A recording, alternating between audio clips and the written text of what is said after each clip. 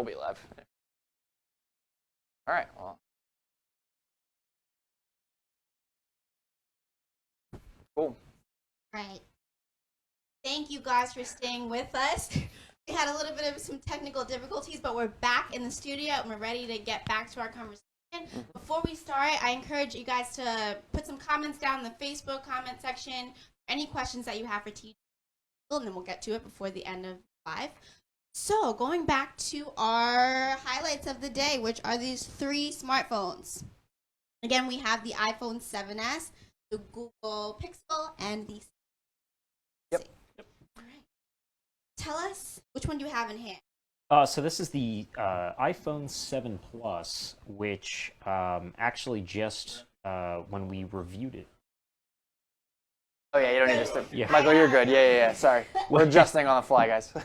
Bear with us, please. When I actually reviewed this a couple weeks ago, it earned our first, or not our first, but our current 10 out of 10 score. Mm-hmm. So this is to date the best, the phone that's tested the. Yeah. And the best camera also. Yeah, actually, that is a good point. This the 7 Plus. We haven't tested the 7 camera yet, but the 7 Plus, which has the dual camera setup, got the best camera score ever. So you said it got a 10 out of 10. What are the categories in order for it to not rating? Camera, what else? So we look at the camera. We run benchmark tests, processor. We also take into consideration battery life significantly, That is because important. that's for a lot of people, that is kind of the deciding factor. Getting a smartphone is which one will last. Mm-hmm. This actually scored incredibly every test, which is part of the reason it did so well as a whole. We also test the display. So we take a look at how bright the dark it gets, the contrast.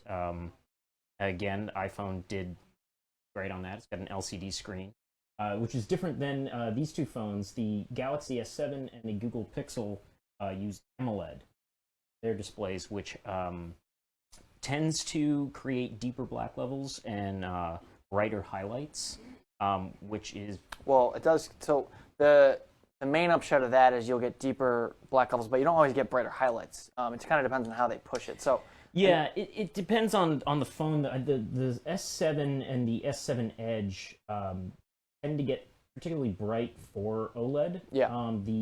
We actually just tested the display on the Pixel, and TJ's right that it didn't get quite as bright as the iPhone 7, but when you have deep enough black levels, even if the phone doesn't get as bright as, you'll still notice a difference just in terms of contrast. Yeah. You have darker black. the stuff will look better. The one thing that does affect is like daylight viewing. So if you're outside and it's bright and sunny, you want a bright phone. So that's why phones are typically much brighter than like laptops and TVs and things like that, because you use them outside. So that's definitely a thing we focus on, is how bright can the phone get. Whereas like with a TV, we add that in, but we don't really like, focus on it the way we do with a phone. But I mean, you're a college student, so what do you look for in a phone? Not counting like what we test for. I would have,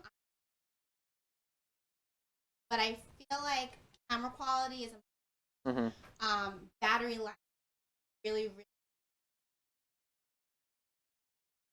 But I'd say probably number one, on the head, battery life is something I know a lot of people. Yep. They want to filers. That and app store. I was gonna get. Yeah. And they kind of go hand in hand. More you're using apps, the faster your battery is. Yeah, I hate that storage full message you get all the time. Yes, it's the which worst. I get every 5 seconds. One thing that's cool too is so like my wife example has an iPhone, and she just switched to Google Photos, and Google Photos actually will back up all your photos automatically and then tell you like, oh, do you want to free up space, and you can delete a bunch of stuff off of your phone. so you can make sure you kind of avoid that problem as you go. Because most of the time, it's photos that are filling it up. Right. I checked her phone the other day. It was like a 64 gig phone, and it was over 35 gig was just pictures. You don't realize how fast photos add up, especially my God, with they college. do. You screenshot your diamonds and Yep. your notes, never.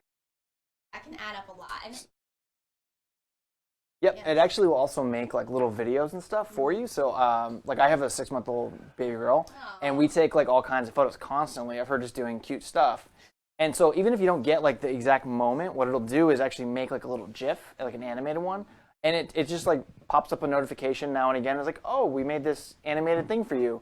It like makes my day like half the time because it's just like, oh my God, that's so cute. Like I didn't realize that even happened. I love that. Yeah. So, So- if I could jump right in here, Yep. one of the cool features about the Google Pixel, which just came out. That looks a lot like the iPhone. Oh It yes, does, yeah. yes I it was looking does. at that. I'm like, wait, did you pull out 2 iPhones? Yeah, that's kind of everyone's sort of chasing the iPhone. It's Yeah. kind of what people look for when they get a premium smartphone. Mm-hmm. But the cool thing about the Google Pixel is, even though it does not have expandable storage, even though you can't put a micro SD card in here and store files, Like a ton of extra photos. Yeah. what it does come with is unlimited photo and video storage through Google, Yeah. which is huge. Yeah. Because, like you said, you don't realize until your phone is full how much space. Yeah. So Well, and we were talking about durability earlier too. So, if you have Google Photos, it's always backing up those photos without you even really realizing it.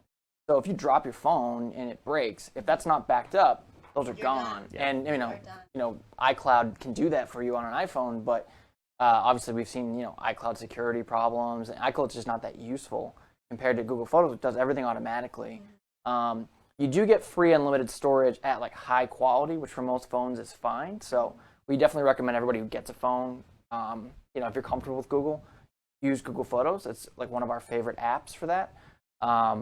But if you have the Pixel, you're not limited just to high quality for unlimited storage. You get just original storage. So it doesn't matter, like if it's a really good photo, you're going to get exactly the same photo as it is on your phone.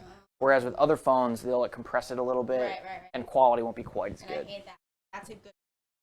So, obviously there's specific great qualities about each of these. Mhm. Can you just go through what you guys think each one has to offer in comparison to the others? So, Sure. what is the Galaxy really good for? What is the iPhone 7 really good for? And you touched on this a lot, but say, I'm a consumer, buy a specific phone. Why should I buy each of these? I think that at this point we're at the point where these phones are so similar, and they all do pretty much everything so well that it really comes down to personal preference. Yeah. So with the iPhone and the Samsung Galaxy S7 and the Galaxy S7 Edge, Yep. you're going to be getting a water-resistant phone, which I think to a lot of people is a pretty big deal, especially people who do a lot of commuting outside from bus to bus. Rain and all those, yeah. Water resistant, beer resistant. beer resistant, toilet water If you're, resistant. under Everything 20, else. if you're over 21. Yeah. So that's Yes, I if you're over think 21. I think that'll be kind of because they're all so good. That's a major point that I think will separate people into camps. When they, you got the Android and the iPhone camps, but you also have people who specifically want water resistance in their phone, and so I think that'll rule the Google Pixel out for a lot of people. But with the Google Pixel, you do get the unlimited storage for photos and videos, like I mentioned before, which is huge. You also get one of the fastest smartphones we've ever tested, period, not just Android, across the board. Right. So I think people looking for a pure Android experience with not a lot of baggage, there's no redundant apps, there's not a lot of, Not a lot of junk on it. bloatware built into it. I think a bunch of people just joined in too. It might help to sort of reintroduce Sure. ourselves. I am Michael Desjardins with Reviewed. Michael's our smartphone expert. I'm the editor-in-chief, TJ Donegan, of our electronics section. And I'm Brienne Garrett. I'm here from USA college. So thank you guys for tuning back in. And again, in a few minutes, I'm going to be looking at comments to ask questions to both of our experts here. So definitely put your comments there. And I think when it comes to photography, which is the other big factor when it comes to what phone people end up choosing, especially premium smartphones, I think people who do a lot of photography with their smartphone will probably end up appreciating either the 7 or the 7 Plus, the iPhone 7 Plus, because just, I mean, it really is. I wanna see Sure, how, yeah. in comparison, so Yeah. Yeah, we can't hear you if you put the thing like that. yeah, but if you this, I have a 6. 7 is tiny. Yep. So here So you we can see have, how- because I just want to compare them in size, because I thought the 6 was big. 7 is a little. Well, it this is is- actually not. I like that it's Well, slimmer too. So this is the 7 Plus also. That's the 7 Plus, So this yeah. is already the bigger one. The new 7 should be about the same size as the Okay. 6. You can get either size. and it's actually um, not too bad. That's not. It's a little wide, which is the one thing that people don't like. So there are big phones like the Note 7. May she rest in peace. Is about as big as this is screen-wise, but it's thinner, so it's easier to hold in one hand. If you're in the subway, this is going to be really hard. I mean, you can try it. Yeah, I mean, I have small hands, so it's. But it's tough to reach like the top of Yeah. the screen. So if you have an app where there's That's like true. a thing you're trying to get, you got to like shuffle the phone along. And then you're like going to drop it. So Yeah, this is more of a two hand. Yeah. A little bit harder to navigate everything. Yeah. But yeah, it's not too much bigger in terms of 6. the one thing we do really like about the 7 Plus that the 7 doesn't have is this dual camera. Now you can't really see it because the camera's not close up, but there's 2 camera lenses in here. Yeah.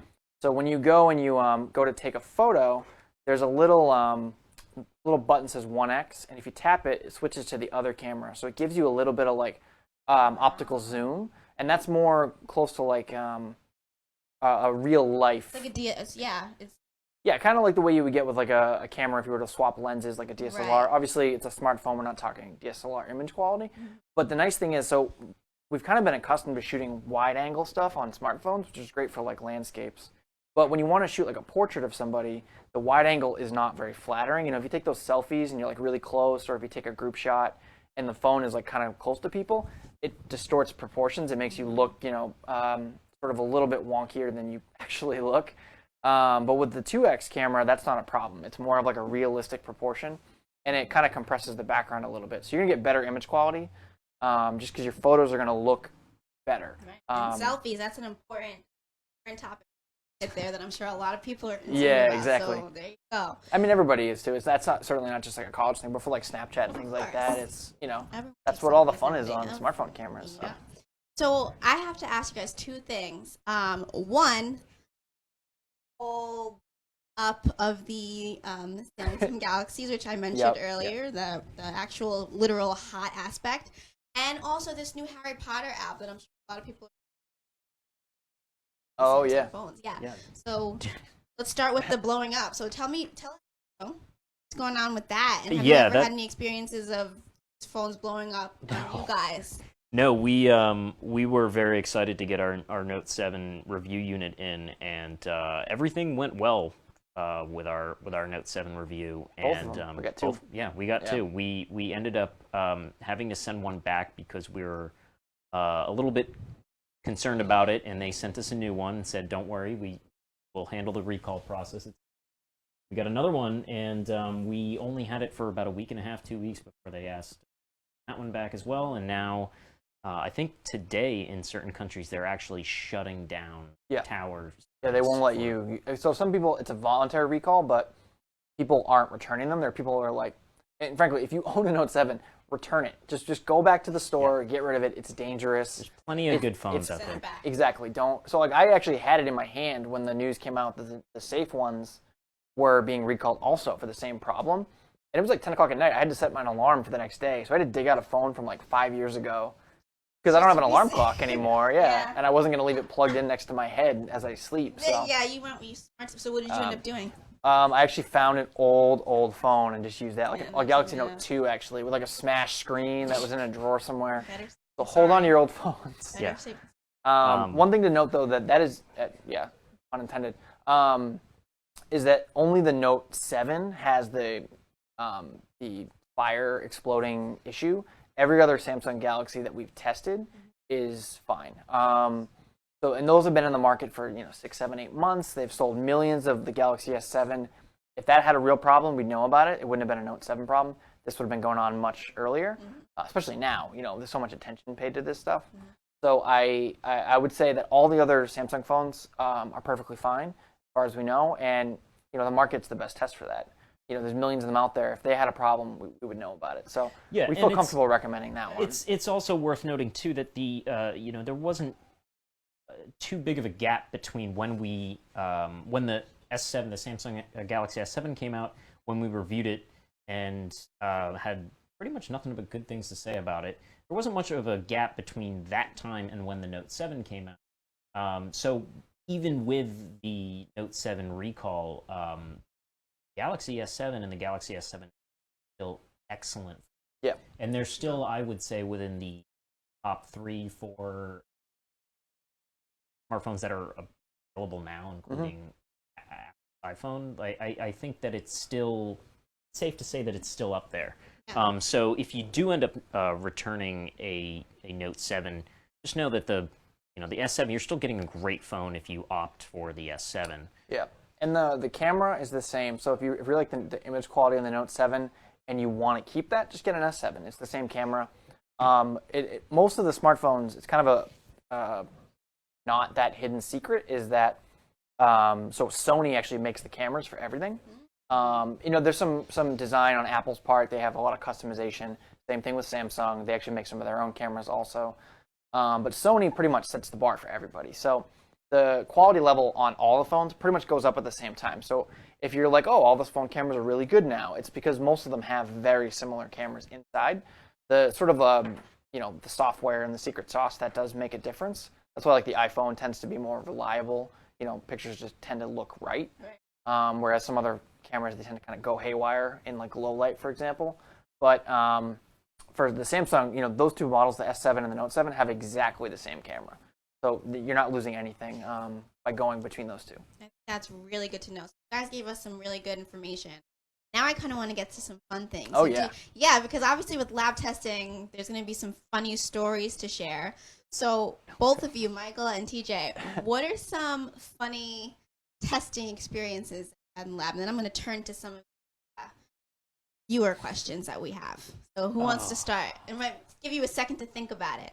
I mean, I think funny is not usually the word. It's usually things go wrong, or like we're like scrambling to try to get stuff. I think the Note 7 fiasco has probably been it's been frustrating and stressful, but probably like that moment of sitting on my couch at home and the news blares like Samsung Galaxy S7 safe ones also being recalled, and then like my wife like turning to me, be like, "What's the phone in your hand?" and being like, "It's a Note 7."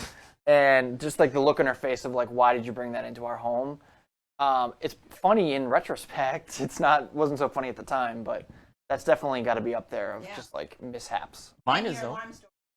Oh my god. I think the story that came to mind first is also a Note 7 story, but it has nothing to do with the exploding battery. When we first got the Note 7 in, I took it on.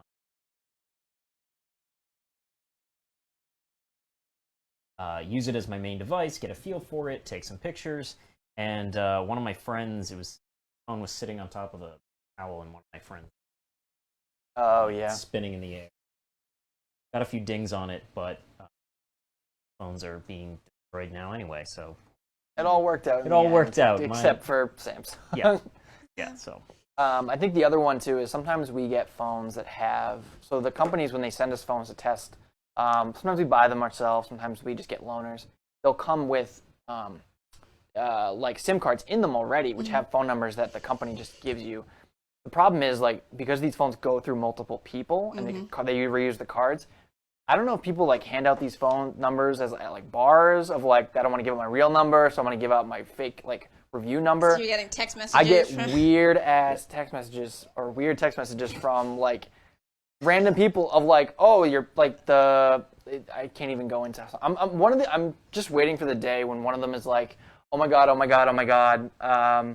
You have no idea what happened. Like, please call me immediately. Like some emergency that I'll have to like call a stranger, and they'll be in and like. you actually have to do something about Yeah, it. exactly. That doesn't happen. I hope You so. can just laugh at the funny one. Yeah. All right, so I'm going to turn to some comments and see if any of our viewers have questions for us. Let's check this out.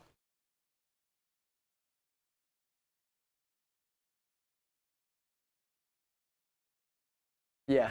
You can maybe hear it a little bit. Bear with us. So one thing to note while you're kind of looking that up too. So we're publishing our Google Pixel review today, Michael. Yep. The other reviews are already up. So if you want to read our full reviews on these phones, you can head over to review.com. You can go to smartphones.review.com if you want to go right to the smartphone section. And then in 2 weeks, we'll actually have our best of year awards. So not just phones, but everything we cover: TVs, cameras, headphones, all kinds of things, large appliances, and even some of the smaller roundups we've done. You can read all the stuff that we're awarding as the best that's come out in the last year. So that includes not just the best stuff, but also the best under certain price points, best for the money. So if you want to get headphones, we have recommendations under $100, under $50. We have wireless headphone recommendations. We've got smartphones, for the money, things like that. So we try to give a good spread of recommendations because obviously everyone's budgets are a little bit different. Yeah. So, especially for, if you're trying to outfit a smaller apartment, we try to give recommendations for, smaller TVs and things like that. But, we try to sort of cover as much as we can. But. Okay. Well, I looked in the comments. Like, no one asked some questions for us, so we're going Ooh. to, which sucks, but Wow. whatever. Wow. No one cares. I know, I know right? you have questions. But we'll just wait and hang out. I have, Sure. so I'll just Sure. keep asking mine. Yep. So Christmas, as we know, Mhm. Halloween ends and everyone's thinking about Christmas. Yeah, poor Thanksgiving. Just Right, Yeah. I mean, zooming Thanksgiving, right I by. love Thanksgiving. Thanksgiving is my favorite holiday. But Mine too. It's kind of, it's odd in the shadow of Christmas.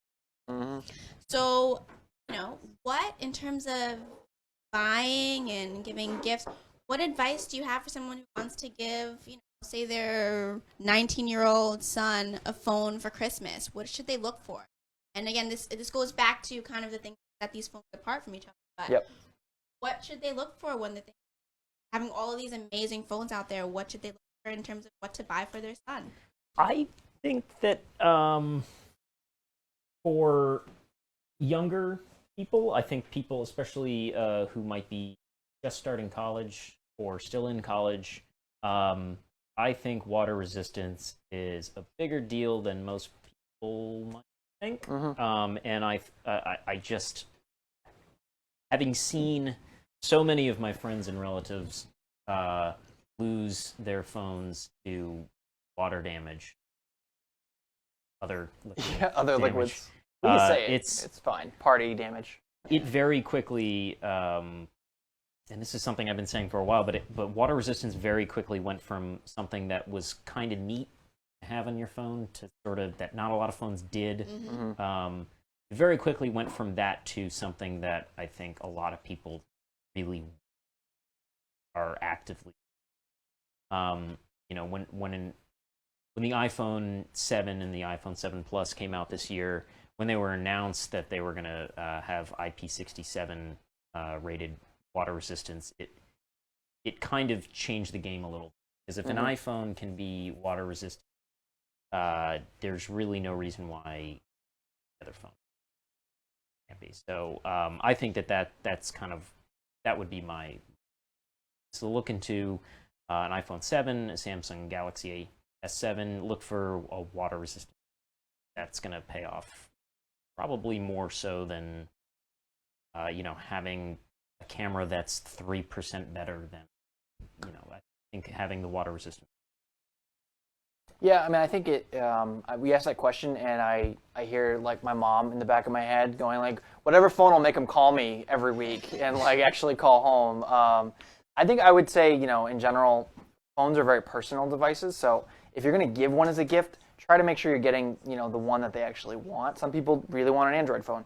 Some people really want an iPhone. And if you get the wrong one, that's definitely like the one gift that you're supposed to have it for a couple of years. Yeah. It's not like getting it's very hard. It's not hard to exchange them, but it's a process. So it's not like oh, you got me the the wrong game and I have to go and just swap it out for the right game, or you got me the wrong pair of headphones. It's a little more involved than that. So I think if you're going to get a phone, maybe like bring them to the store, or like sort of like try to be like, oh, how about that new iPhone? Isn't that dual camera really cool? And see what they say. Or sneak questions in there. Exactly, Get their friend yeah. to take them. That's exactly, always good or ask for- their friends. Yeah, that's Yeah. good. That's a good move. That's smart. Yeah. So while I check to see if any slackers are bring their questions now, I want to ask you guys, what do you think makes Review.com so unique in terms of the testing? That there's so many out there that provide guided reviews, or really not Yep. the best reviews. What do you guys do? And you spoke a little about it before, to ensure that you're giving honest review possible. I would say there's two things. One is the labs that we got to see very briefly during this. But again, we go above and beyond to make sure that we're getting as we'd like to say as scientific a review as possible by trying to remove all the sort of the variables. Because the problem is, you go and read reviews at other sites, and plenty of sites do great work. What we do is we try to make sure that every single phone that comes through our labs gets exactly the same treatment, whether it's January, February, September, October, and we're not just going to go out in the real world and maybe today the network's not doing so well, or maybe today it's sunny instead of cloudy, or it's rainy and my photos don't look as good. There's a lot of times when you're going to do a review where if you don't have the backing of actual test data, that you can kind of get led astray and think a phone isn't as good as it really is.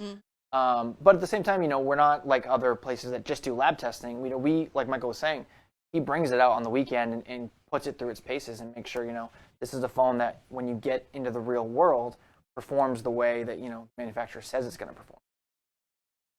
Michael, what do you think? What makes Review.com stand out among other reviewers? I think that it's, like TJ said, the type of testing we do, but also how we sort of look at smartphones, or anything really that we test here. We kind of look at it at a glance, and we put products side by side and put test results side by side. And so everything is sort of in competition with one another. Mm-hmm. So you can just glance at a, like let's say I test the processor in here and I get a 4 or 5 digit numerical score. I can go and I can compare that to a phone that I reviewed last year, and I can see exactly how much better this phone is at one particular task than another phone.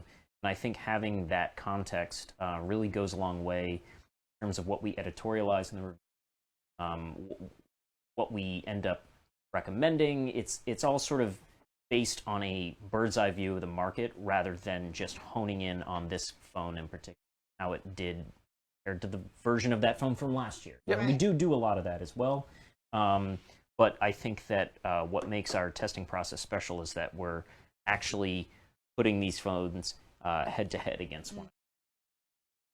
Right. So I don't know if you guys can reveal your personal opinions, but what's your favorite? What's your favorite smartphone? Or which one do you have? Or My are you favorite allowed to do that? Yeah, we are. Okay. My favorite right now is definitely the Google Pixel. Although I love the camera on the iPhone 7 Plus, I just think the phone is too big for my personal use. And I have I have used Notes in the past. Like I said, I have a Note 2 at home with a smash screen. It's just a little too big for my taste, so I don't really like having it. But I love the dual camera, so I'm a little bit torn. But the Yeah. Pixel's awesome. Yeah. It's a really cool phone. Not water resistant, but I haven't really had much water damage problems in the past. But right now I have, I swap through a lot of the ones that we get in on loan, sort of like a perks of the job. I don't know if Michael does the same thing, but he should. iPhones. Yeah, so right now I have my daily driver is actually the S7 because we're testing the other ones, but I'll probably try to sneak the Google Pixel away after the review goes live. Yeah, my favorite phone, unfortunately, was the Note 7. Oh no! So, yeah, there really is no conflict of interest there with me saying that because nobody can really get that phone anymore. Yeah. I mean, hopefully nobody. But yeah, I really liked the stylus on the Note 7. I really liked the camera experience. It was big, and I don't gravitate towards phones that are somewhere in between smartphones and tablets, or phablets. There's somewhere between smartphones and tablets. But I did really like the form factor with the Note 7. I liked how it felt in my hand, despite its size. But if I had to choose a current favorite, I would probably choose the iPhone SE, which is it came out earlier this year now, April. back in spring. Yep. And it essentially is the iPhone 6S with a few changes here and there, shrunk down into the body of a 5S from a couple years ago. That old small body with like the flat Yeah. sides that everyone had for years. Yeah, in my opinion, the Here, you got one. yeah, here, you go, right here. In my Little opinion, magic this, trick. Out of nowhere. this is my favorite iPhone design probably ever. The Yeah. 5S was just, it reminds me of like one of those old boxy cars from the late That's 80s. my That five. it's just a great design. It's small, but it's kind of what I like about it. That I do a lot of one-handed phone use on the train, and I've always sort of had a soft spot for iOS. But pound for pound, the Note 7, God rest its soul, was Okay. phone. So. Well, you guys have all these points in for your holiday season, so definitely take into consideration if you're thinking of getting your loved one or yourself a smartphone for Christmas. Thank you guys so much. Thank Thank you. Thank you for having us. Thank you for watching And and thank sticking you. with us. Yeah, through those technical difficulties. So thank you guys so much. Have a great day, and thanks again, TJ and Michael. All right. Thank TJ you. and Michael. Rosencrantz. Ooh. That didn't end too well for them. No, we got